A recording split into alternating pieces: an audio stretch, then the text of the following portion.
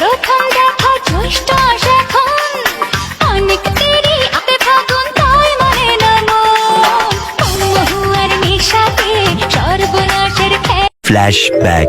আমার আম্মু প্রত্যেকটা বছর আইলে আর কিছু খাক আর না খাক বছরের প্রথম ফল তার খাইতেই হবে। আর এখন যেহেতু একটু আবদার করা হিকছে মাইয়ার কাছে, তো কিছু একটা ওইলে মায়ের অনেক ভাগ্যবতী যে আমি এই কথাগুলো শুনতে পাই। তো যাই হোক, আসসালামু আলাইকুম, কেমন আছেন আপনারা সবাই? আশা করতেছি আপনারা সবাই ভালো আছেন। আলহামদুলিল্লাহ, আল্লাহ তাআলার রহমতে আমিও অনেক ভালো আছি। তো যেহেতু বছরের প্রথম ফল মা করে তো খাওয়াইতেই হবে।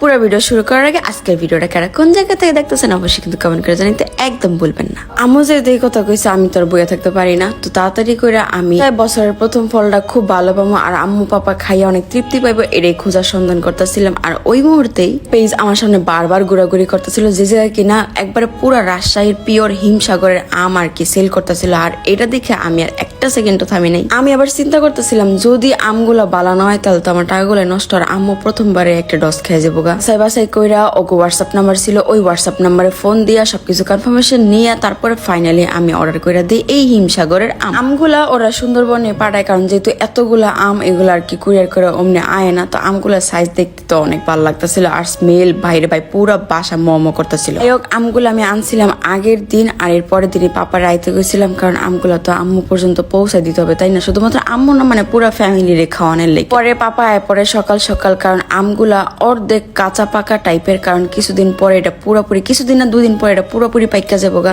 এই আমগুলা আমি আনাইছিলাম সততা বাজার পেজ থেকে, ঠিক আছে? কারণ ওর কাছে আমার অনেক ট্রাস্টেড মনে হয়েছে। শুধুমাত্র আম তো আমি ওগো পেজ থেকে আনাইছিলাম, কারণ আমিও কোনো জায়গা থেকে নিই না, কারণ কোনটা ভালো না খারাপ। আমার মায়ের গাড়টি বেড়ে আমার লাগে কত কিছু যে পাঠাই দিছে, কচু শাক সিদ্ধ করে পাঠাই দিছে, শুটকির বড়া 2 ধরনের পাঠাই দিছে, কারণ আমার জানে যে আমি কত বেশি পছন্দ করি শুটকির বড়া। মায়েরা মনে হয় আসলে এরকম হয়, ঠিক আছে? যা পারছে সব দিয়ে দিছে, মানে উনি আমার থেকে কিচ্ছু খাইবার চায় না। আর এই যে আঙ্গো গাছের লেমু আঙ্গো গাছে ধরছিল আর এটির স্মেল এত মজা ছিল। কিন্তু আমি বাজার থেকে লেচু কিনে আনছিলাম, বড় বড় লেচু, কারণ আমার আম্মুর লেচু এত পছন্দ বলার বাইরে। যদি এটা ডাব্বার লেচু হয় তাহলে তো কোনো কথাই নেই। যে বছরের প্রথম ফলটা আমি আমার আম্মুরে খাওয়াই। এন্দা আমার আম্মু আবার কি করছে, আমার লাগে আবার লেচু কিনা পাড়াই দিছে। আর লেচু গুলা উনি ফ্রিজে রেখে দিচ্ছে, খায় নাই, যে আগে আমার মাইয়া খাইবো তারপরে আমরা খাবো। আমি আম্মুরে বারবার কই যে ভালো মন্দ আলহামদুলিল্লাহ আমি টুকটাক খাই, আমি চাই তোমরা খাও, তোমরা এটা করো, বাট তোমরা কি লেগে আমার লেগে রেখে দাও। কি আর এসব কইলে বুঝে মা তো মা, ওই পোলাফান ছাড়া কোনো কিছু না গো, নারী ভিতরে জীবনও যাইব না। আমি আমগুলা বাঁচতেছিলাম পুরা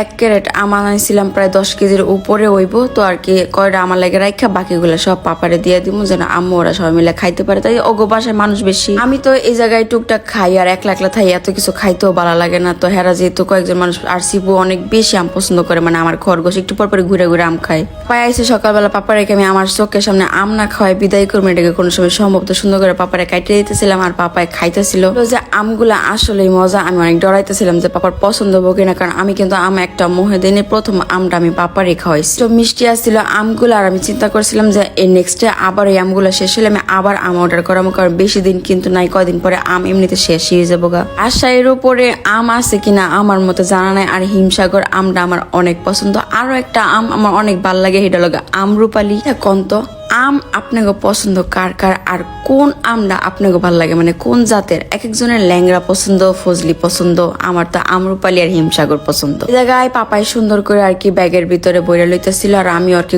গুছাই দিতেছিলাম, কারণ আমি জানি এতগুলো আম আমি খামো না, আমি আনাইছি ওগুলাইকা।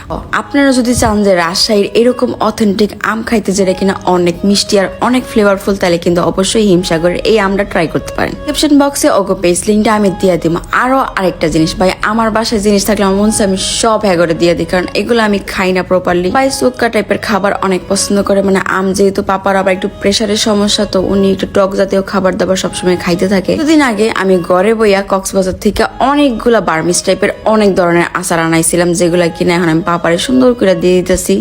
কারণ আমি জানি যে পাপা এগুলো দেখলে অনেক বেশি খুশি হয়ে যাবো। আম্মুর লাগে আম, খরগোশের লাগে আম, লিচু আর পাপার লাগে এই আচার।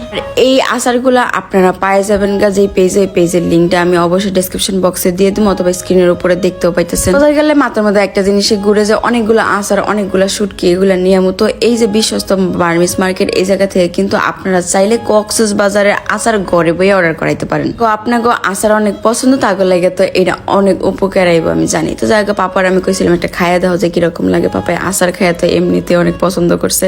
মাসের বাজার করানোর সময় আমি আম্মু পাপার লাগেও এক্সট্রা করে কিছু মাংস কিনছিলাম, কারণ আমি আমার মা বাবা যেমন আমার ছাড়া কিছু খাইতে পারে না, তেমন হ্যাগর ছাড়া আমিও কিছু খাইতে পারি না। ওই যে আমি খাবার অর্ডার করে আনাইছিলাম, হ্যাগুলোকে ডিপ করে রাখছিলাম, সেইগুলো আমি একবারে সুন্দর মতন করে বুঝাই দিচ্ছি। আমি পারলে আমার ঘরে সবকিছু মনে দিয়ে দিতাম। ছিল আমার বছরের প্রথম ফল খাওয়ার অভিজ্ঞতা। তো ভালো থাকেন সবাই, দেখা হবে অন্য কোনো ভিডিওতে। সবাই জানাইতেছি আল্লাহ হাফিজ।